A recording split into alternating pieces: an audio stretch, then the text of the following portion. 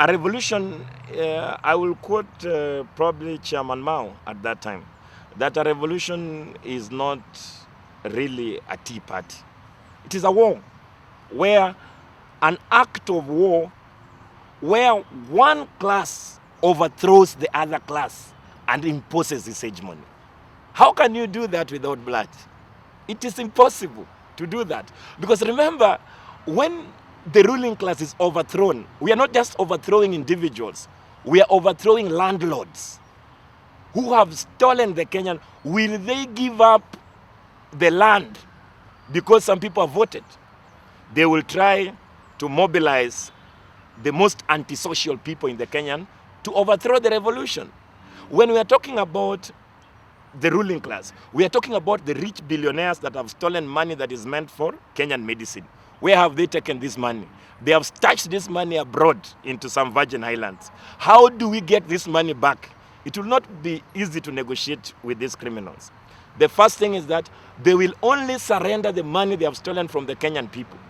They will only surrender the land that they have stolen from the Kenyan people when their life is in danger. My name is Buka Ngesa Omole. I am the General Secretary of the Communist Party Marxist Kenya, CPMK. This is a party that is defending the interest of the majority of the Kenyan people, mainly the basic alliance of the working class and the poor peasants. Actually, we say that without the Communist Party of Kenya, particularly CPMK, we do not have an antithesis of other political parties, because all other political parties are capitalist political parties. So we are the only cocktail that brings the Kenyan democracy to life, because ideologically we are pursuing socialism. Yes, we are pursuing Marxist-Leninism. While all other political parties, however much they are only imperialist outfits that mobilize the Kenyan people through ethnic chauvinism. They mobilize people through lies. They mobilize people through money. So the only party that is rooted in ideology in the Kenyan context today that understands Kenya comprehensively is the Communist Party Marxist that I serve as the national, its General Secretary, and Comrade Mwaibu Kaluka serves as the national chairperson. The Communist Party Marxist is also a scientific political party.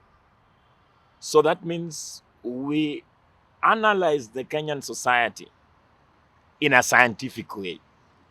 So we can say, as so long as there is joblessness in this country, the current political system and the political parties cannot solve the question of joblessness, because they undermine development, especially industrial development and mechanization of agriculture. So in essence, only the Communist Party Marxist has a plan to develop Kenya completely to the benefits of the majority of the Kenyan people. So if you ask me, are we going to take political power? As so long as the joblessness in this country remains, the Communist Party Marxist is the most relevant in terms of advancing a pro-people agenda. What about issues to do with the social explosion that happens in the street? Because you've realized they are sporadic. Today, Ojwang was murdered. Everybody comes to the street. Yesterday, another, person was extrajudicially liquidated by the police. Everybody comes to the street. But it is only the Communist Party Marxists that can corroborate these happenings within the Kenyan context and align it with the crisis of capitalism and come up with a methodological way on how extrajudicial killings will end and how the debt dependency will actually end. So if you correctly put it that the suffering of the majority of the Kenyan people even give us the most hopeful task, because last week was the most depressing moment for the majority of the Kenyan people. Because now we see that the ruling class in this country wanted to set out an agenda for two political outfits. And this is how the ruling class really wants us to view things. That they give us a binary. They give us one ethnic chauvinism, for example, the Ruto administration. Now you can see Gachagua with his one term and cousin rhetoric is also gaining traction. But the truth of the matter, that even if Ruto was to fail today and Gachagua takes political power, there will be no jobs, there will be no dignity for the majority of the Kenyan people. In fact, the contradictions within the Kenyan capitalist neo-colonial system will even be exacerbated. So we are saying that the Communist Party Marxist is the party of the future, but we also like to remind each and everybody that our party is not only that the Communist Party is the one that has started the Kenyan Revolution. This will be a misrecording of history. The Communist Party Marxist is a continuation of the struggle. This struggle that was started by Field Marshal Dedan Kimathi. From 1957, there was the leader of the Mau Mau, Dedan Kimathi, that we recognize as the national leader of the liberation movement, was hanged by the colonial British. Did it stop the wheels of history? No. So the Communist Party is indeed a continuation on the struggle to fight for genuine Kenyan independence. The Communist Party Marxist is advancing the struggle of the second liberation when we had much of the Kenyan democratic space was limited, and probably majority of the Kenyan people know that communism was illegal in our country. So that means we have fought to make it legal, and still it is moving from strength to strength.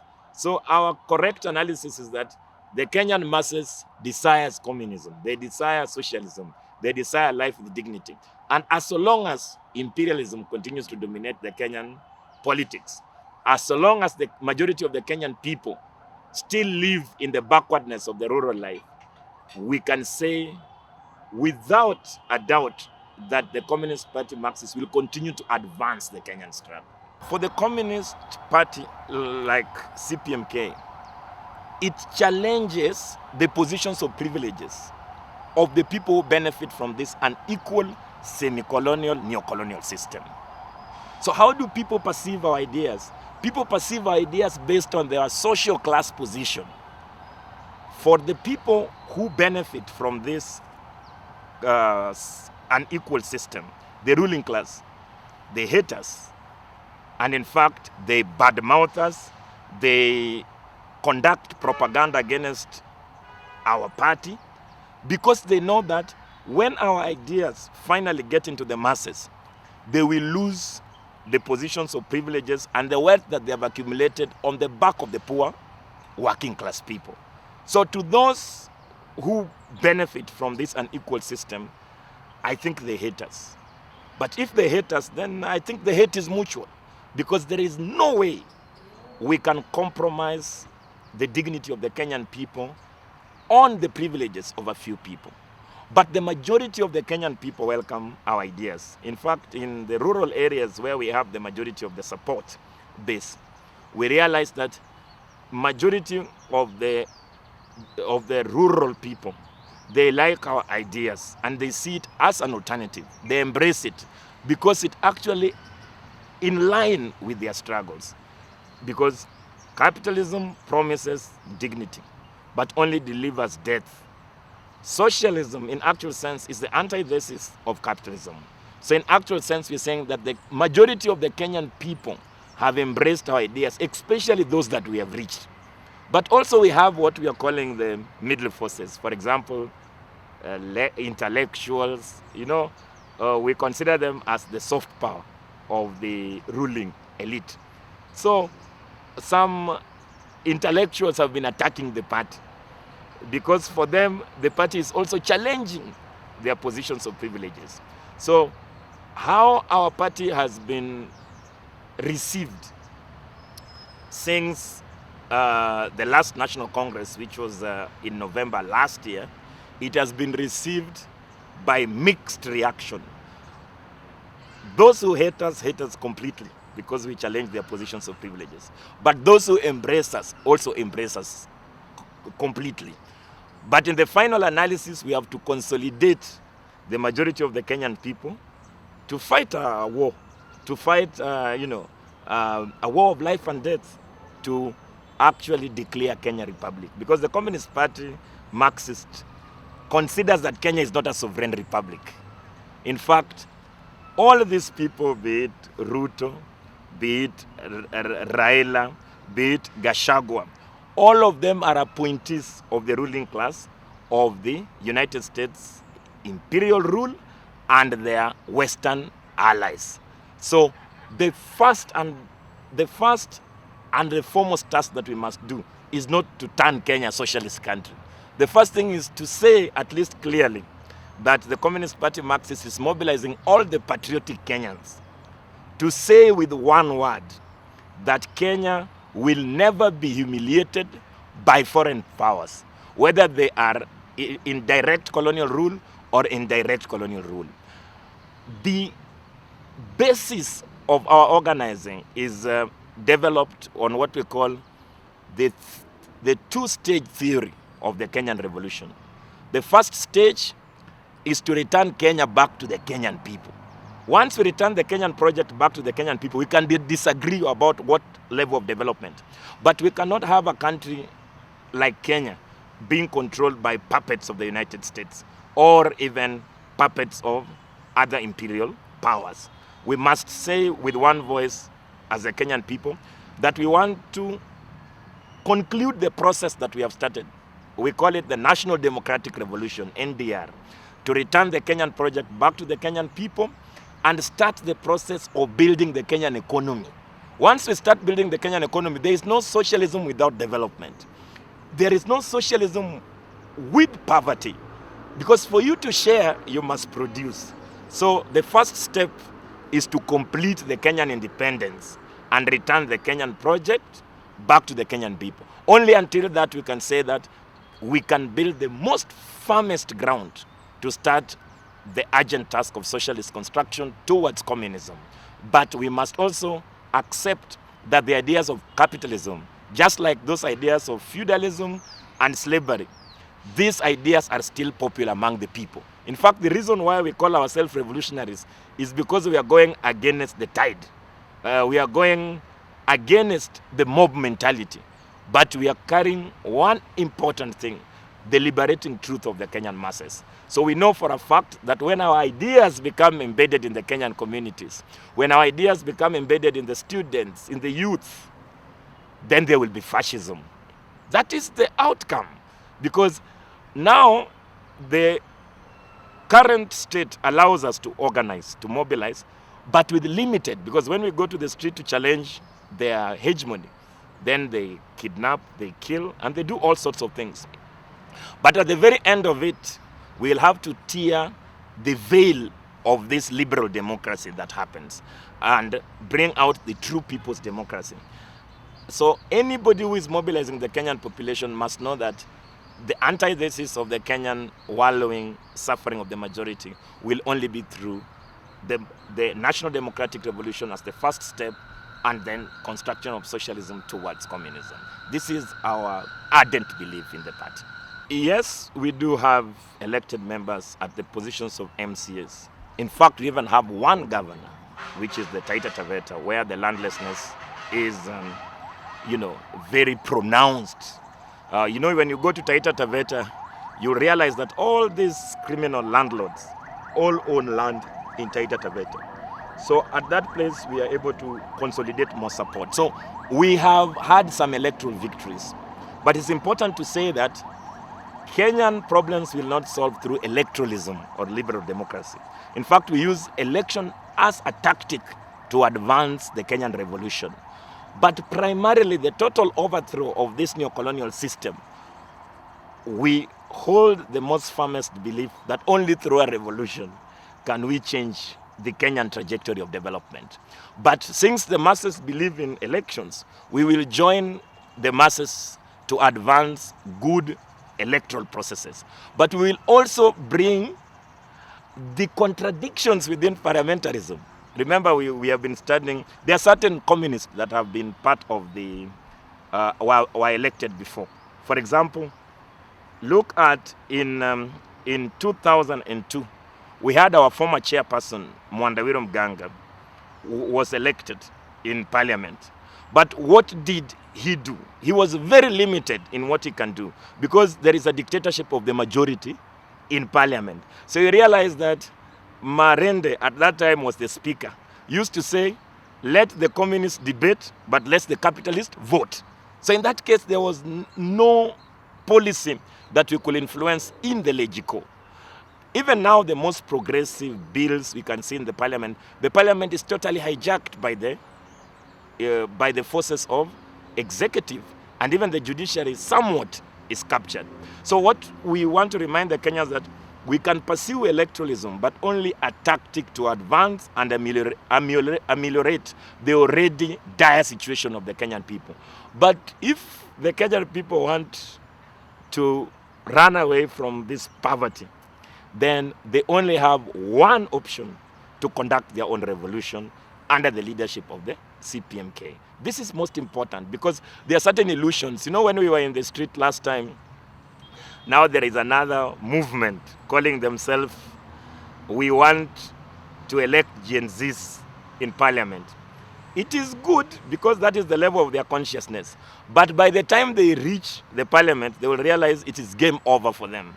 In fact, only those who comply fully with the forces of the executive will be rewarded. And those who have actually come out to defend their people, they will end up being isolated, alienated. And if they are very radical, then the system knows how to kill and exterminate them. This is the reality. There are also some, maybe if I could take you to some historical environment, because look at Pio Gama Pinto, Jaramogi Oginga Odinga. These were the first progressive and revolutionaries that participated in Legico. But what happened to them? Pio Gama Pinto was killed by the Jomo Kenyatta regime. Tom Mboya, the sellout, was elevated in parliament. If you look at Jaramogi Oginga Odinga, was actually in house arrest, and finally he lost his parliamentary seat. And if you look at his former comrade and the late Wasonga Sijeyo, who was actually very instrumental in terms of even aiding the Mau Mau, you realize that he was the longest political prisoner under the Jomo Kenyatta regime and the Moi regime. So it basically means that the ruling class understands that we are dangerous people because we are leading a revolution to make people understand the sources of their problems. So for us, we hold verily that only a Kenyan revolution can actually shake the foundation of this oppressive and just system for us to bring and build a new republic. In fact, we look forward to declare Kenya as a democratic, sovereign people's republic. And then from there, we can develop the character of our revolution in a socialist perspective. There are people who say there's a ballot revolution. It can happen, but it depends on the country's circumstances. But remember, a revolution, I will quote probably Chairman Mao at that time, that a revolution is not really a tea party. It is a war, where an act of war, where one class overthrows the other class and imposes its hegemony. How can you do that without blood? It is impossible to do that. Because remember, when the ruling class is overthrown, we are not just overthrowing individuals, we are overthrowing landlords who have stolen the Kenyan. Will they give up the land because some people have voted? They will try to mobilize the most antisocial people in the Kenyan to overthrow the revolution. When we are talking about the ruling class, we are talking about the rich billionaires that have stolen money that is meant for Kenyan medicine. Where have they taken this money? They have stashed this money abroad into some Virgin Islands. How do we get this money back? It will not be easy to negotiate with these criminals. The first thing is that they will only surrender the money they have stolen from the Kenyan people. They will only surrender the land that they have stolen from the Kenyan people when their life is in danger.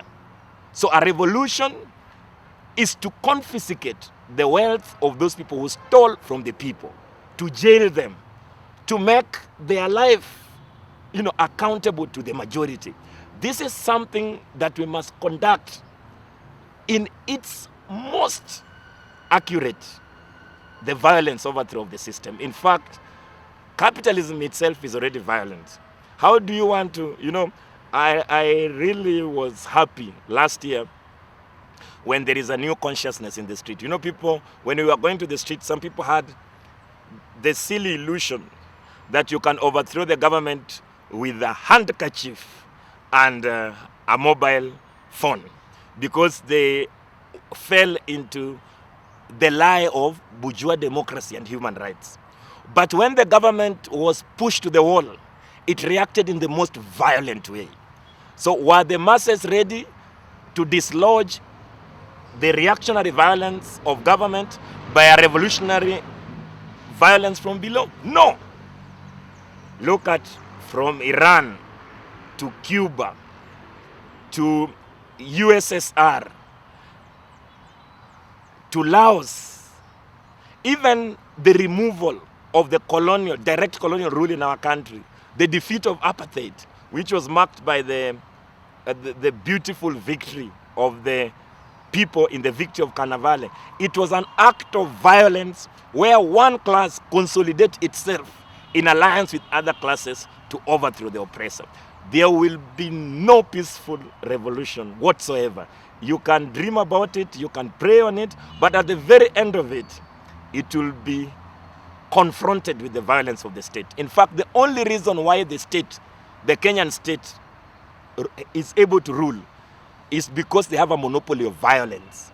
The day the state loses its monopoly of the violence, that is the day that the government must fall. In fact, people can understand it in this context, that President William Samoei Ruto managed to go to power by lying to people, using money, and investing it in lies. But when he lost public trust, now nobody wants President William Samoei Ruto. Everywhere, nobody wants. But how does Ruto sustain himself in power? Because he understands the role of the state. Now, the only way that Ruto is managing this country is through the instruments of violence of the state.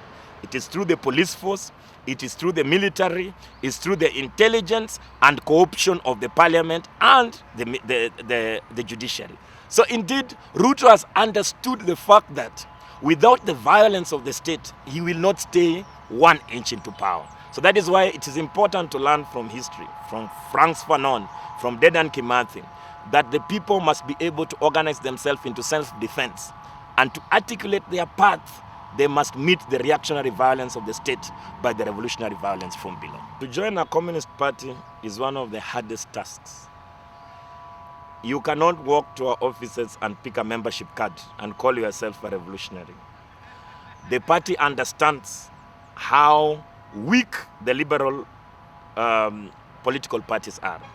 For us to join our political party, the Communist Party Marxist, there is the pre-qualification. The pre-qualification means that you are not a sympathizer with the people's enemy. That is important. The second thing is your class position in the society, because we are a working class and the peasant party. But also we accept other stratas of the society. Because, for example, you cannot say that intellectuals or sometimes the big landlords or the landlord class cannot join us. Or what about Fidel Castro, who was from the landlord? What about Friedrich Engels, which was from the landlord class? So what we require from, are you a patriot who wants a better Kenya? Are you prepared to study a revolutionary science? Because for the Communist Party Marxist, since last year we launched our ideological school, the CPMK Ideological School. In fact, we named it after the Pio Gama Pinto. So the Pio Gama Pinto Institute is the only path to join the party.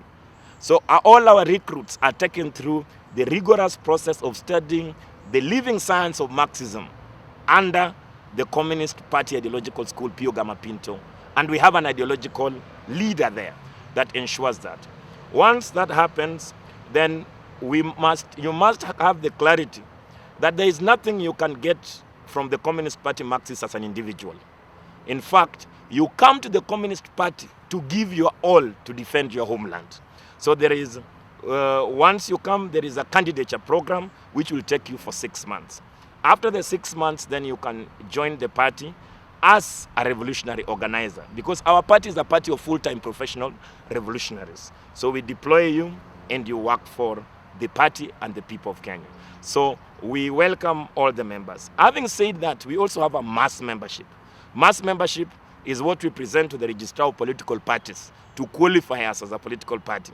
Now we can say that in our register, we have 46,000 registered as members of the political party. But at the very analysis, our cadres are way less than 46,000, because the cadres are the most staunch, the most radical members of the Communist Party Marxist. They have gone through the ideological training, they have the ideological maturity, and they have tested their militancy within the streets. They have tested their militancies within the front lines of a government operation. These are the only people that can help direct and bring unity to the sporadic uprising or spontaneity that happens. So we welcome all the Kenyan peasants and all the Kenyan working class. We have opened elaborate offices among the informal sectors in Nairobi and even in the poor neighborhoods in the rural areas. You only need to see our flag, a hammer and a sickle.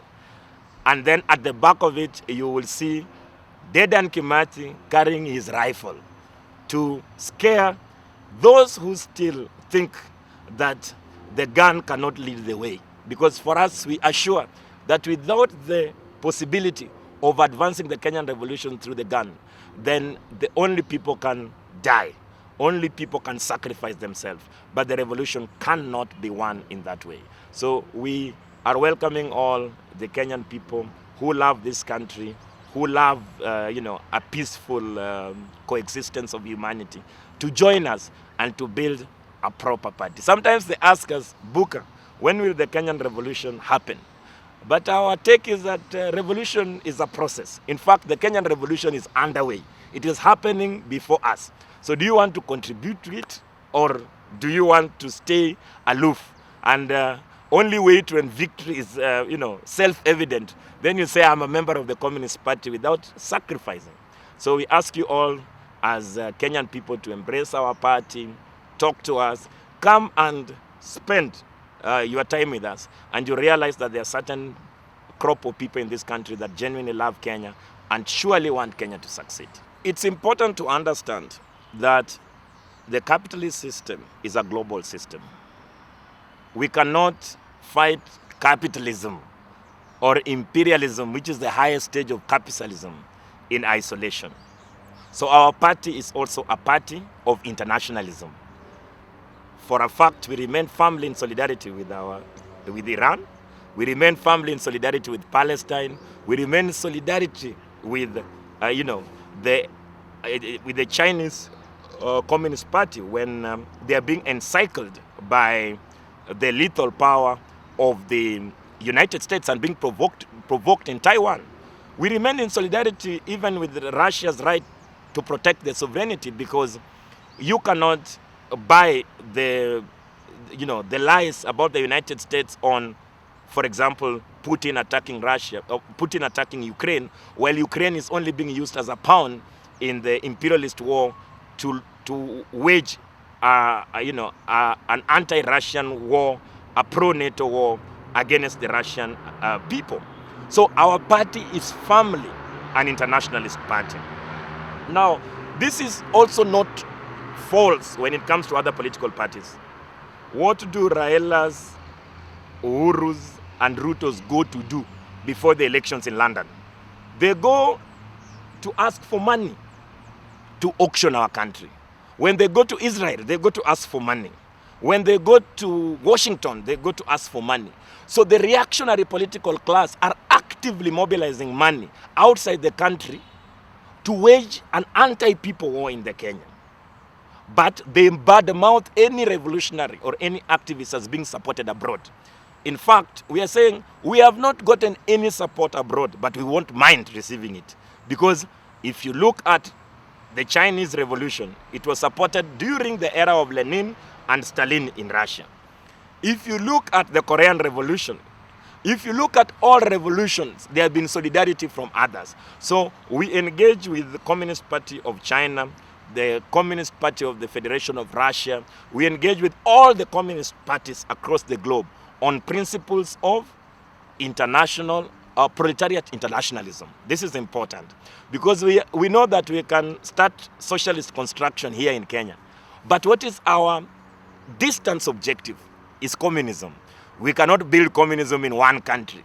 We have to build communism as an antithesis to neoliberal globalization. That means we have to bring a new global order that is based on globalized socialism, based on mutual respect, respect of sovereignty of each country. So we are uniting forces against imperialism globally and also identifying our primary enemy here. In fact, the Communist Party Marxist continues to remind the world population that the biggest problem is the United States imperialism. We must mobilize every progressive government or people against the rise of the United States dollar hegemony, United States wars that have been killing people from Iraq, Iran. All this we have to mobilize. We only mobilize through forming relationships with other popular struggles across the globe. So we are proud to be associated with the majority of the communist parties based on the principle of proletariat internationalism.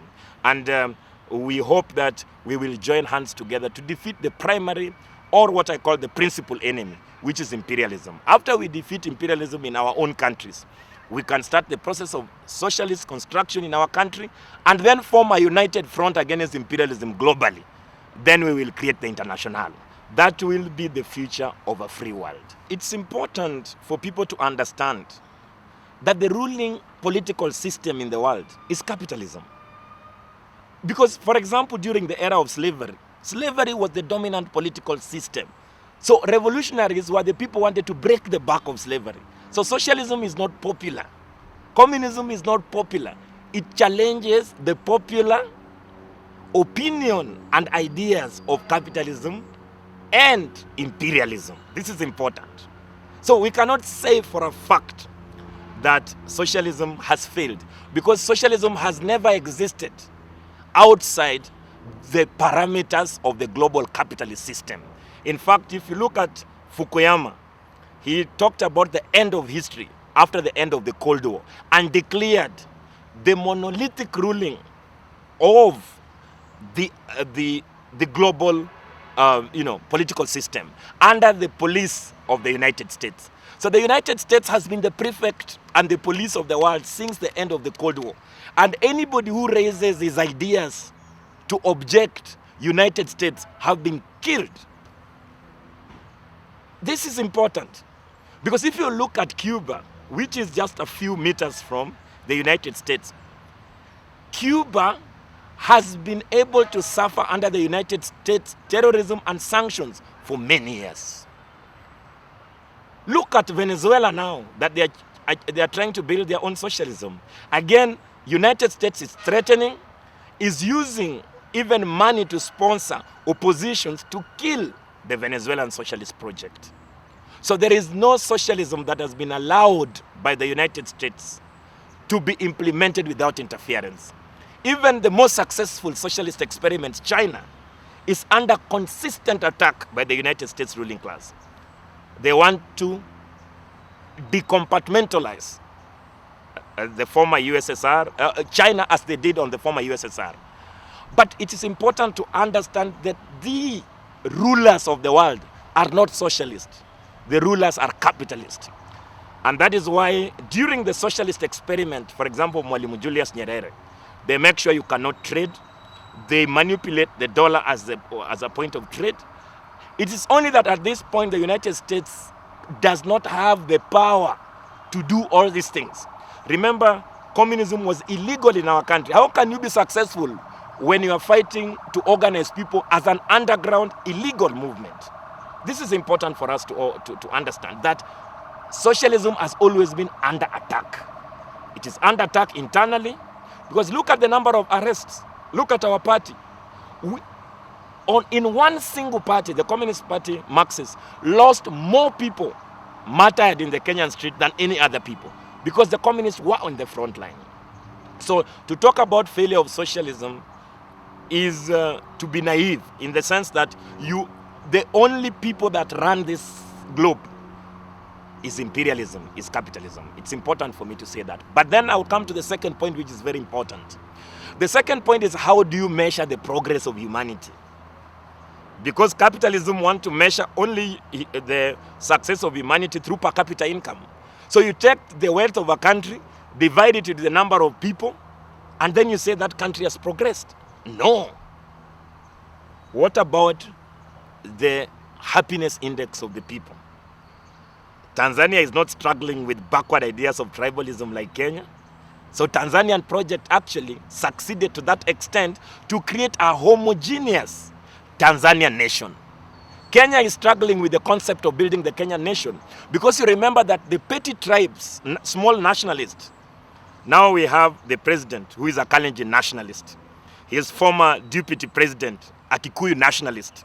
Even Raila himself, even though he has some scattered support across the entire nation, but is indeed starts from Luo nationalism. So we have that different tribes are way more developed in terms of culturally and ideas. So we don't have any concept of a national culture, a national pride, or a sense of patriotism in the Kenyan today. So in that aspect, we could say that the Tanzanian socialist project actually succeeded. What about the amount of money that was used by Nyerere to support the national liberation movement?